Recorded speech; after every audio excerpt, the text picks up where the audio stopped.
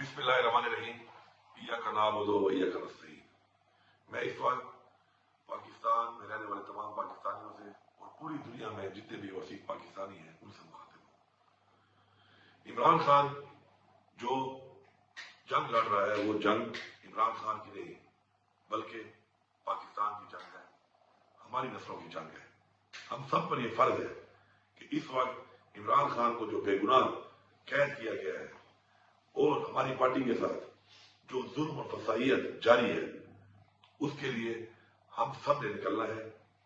हम सब इंशाअल्लाह 24 नवंबर को डी चौक पर इमरान खान साहब ने हमें मुतालबात पूरे होने तक का जो धरने का ऐलान किया है, हम सब ने वहां पहुंचना है और उस वक्त तक वहां से नहीं जाना जब तक हमारे मुतालबात पूरे नहीं होते।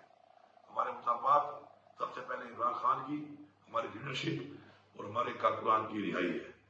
उसके बाद हमारे मुतालबात, हमारे मेंडेट की वापसी, हमारे साथ जो ज्यादतियां, फसाइयत और आइन को तोड़कर, कानून को तोड़कर जो कुछ किया गया है, आइन का तहफ्फुज हमारे मुतालबात में शामिल है। इसके अलावा चूंकि ये कॉल इमरान खान की है, इख्तियार इमरान खान का है, तो इमरान खान के हुक्म के मुताबिक हमने वो तमाम मुतालबात जो पूरे जब तक नहीं होंगे हमने वहां से नहीं जाना।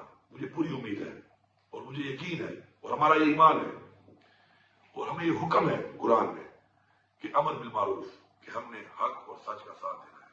हम हक पे हैं, हम सच के साथ हैं और इंशाअल्लाह अपनी हकीकी आजादी तक, अपने मुतालबात की मंजूरी तक और अपने आने वाली नस्लों, अपने पाकिस्तान के आइन के तहफ्फुज़ के लिए इंशाअल्लाह हम हर हद तक जाएंगे और इंशाअल्लाह ये जंग इंशाअल्लाह हम जीतेंगे भरपूर तरीके से। आप जहां पर भी हैं ओवरसीज पाकिस्तानी, जहां जहां भी आपके प्रोटेस्ट हो रहे हैं, भरपूर तरीके से शिरकत करनी है आपने।